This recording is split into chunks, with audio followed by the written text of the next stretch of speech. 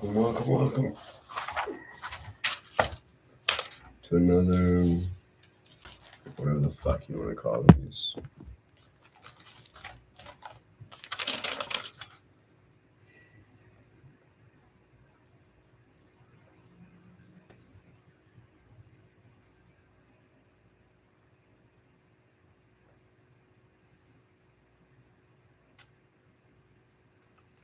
Some worlds are dense in the mind and appear inescapable. To interact with everything is the key.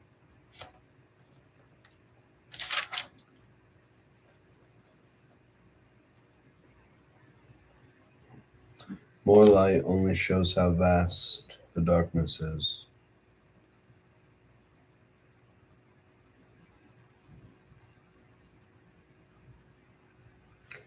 If you remove access, you remove the sense of its memory.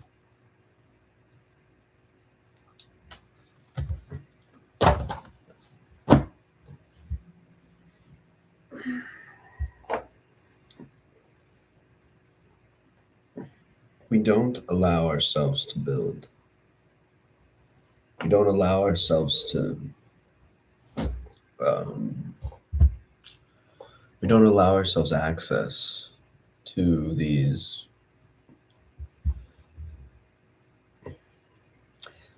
things we all desire in our conversation amongst each other.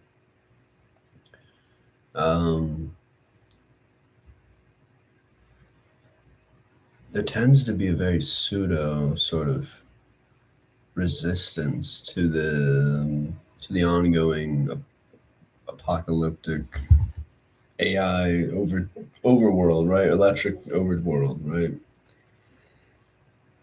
Where there's dark magicians and this grand narrative of sex rituals and occult magic, secret societies. When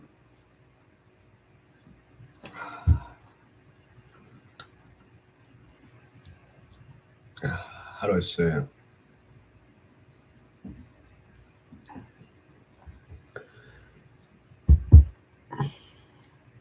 In the way we have one sort of access, one sort of entryway to the library of our history.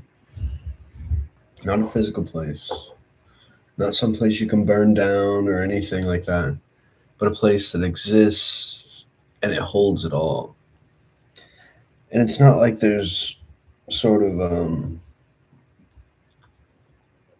gates or physical fences or anything, but there's the simple narrative that we're born into and the information we're born into that sort of allows us to maybe look beyond our environment and try to seek something else. A lot of people are being suffocated from that. And you would think that these devices being so numerous, so dense in population, literally, like you'd think that people would maybe have an understanding to have a non-biased outlook. But it seems to me that I don't know if it's a dumbing down necessarily, but maybe it's just our animalistic response to this stimulation we've somehow built. But I find myself doing this too. Not necessarily in short form content, but short form content is probably the main way this is happening. But it's where there just has to be something rather than nothing.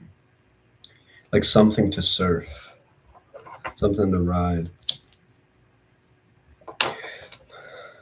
And I mean, to go a little sidetracked, I was appearing in a conversation, just walking by, with my roommates, and they were talking amongst each other, and they started talking about politics, right? And obviously, I'm not a very informed political person, I'll admit that, but I don't think anyone should really speak on these things in such a matter of fact, one dimensional way, which I felt like that's what was happening. And I noticed this among so many different topics, or among so many conversations that just end up bringing politics in. It's that, like, it's like they have to have the figurehead of Trump to sort of put at fault for everything. My hair's been all weird. I can't lie to you, but they're blaming all these things that they're not even naming. First of all, they're blaming things they're not naming. They're just talking about how things are this bad and evil way, and putting Trump at the head of it, right? And it's such a what is it, contradictory,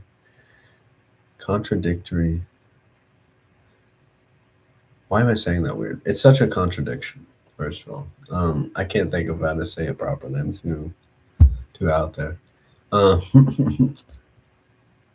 But it's such a contradiction because I think the moment you begin to really like try to dig towards something, a problem such as homelessness, um, drugs, right? Like pills, opiates, fentanyl, medical cost, grocery cost, things that directly impact our day-to-day existence.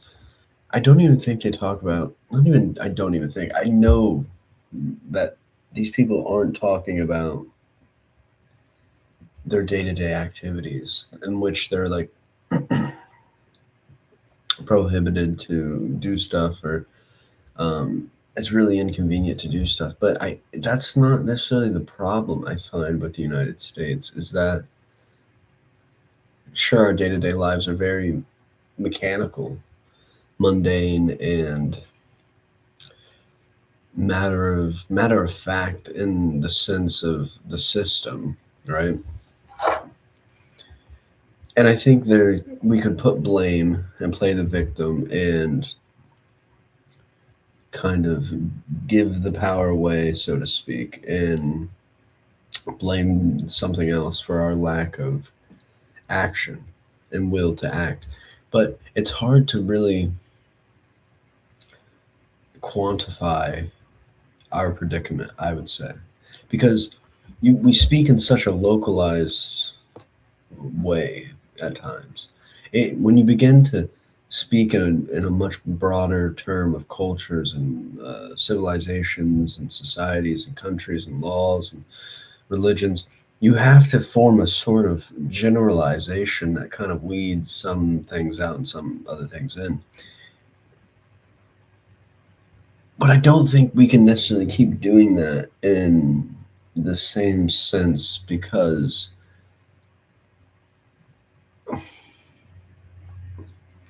I think we're forming a new sort of dynamic of culture.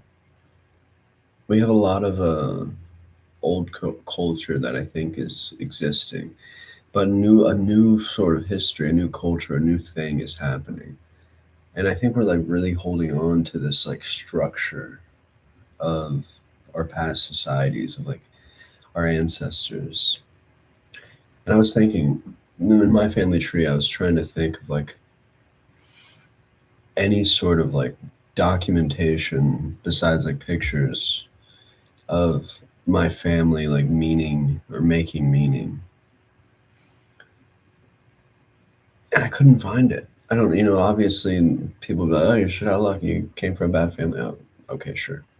I didn't pick, but like, I find it weird that no one really took the time to document anything and pass it down to generation. Why I bring that up is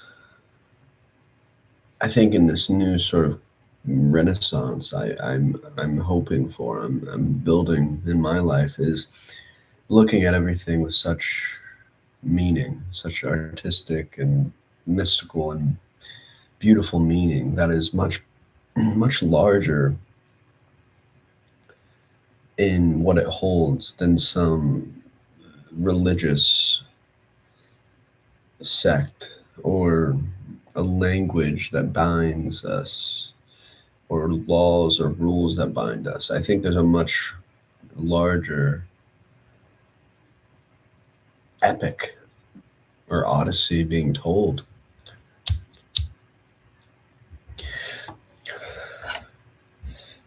And it's only if you can really sit back and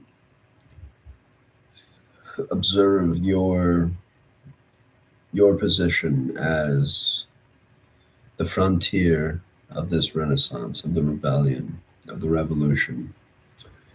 Because freedom can exist at any given moment, and we must take it, we must use it. We must record these silly little things that no one watches or whatever. I don't care. But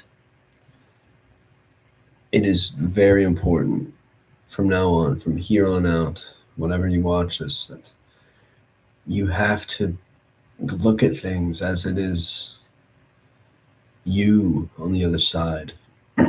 Like you're trying to not understand, but you're trying to appreciate and listen and feel and see, face, run the edges,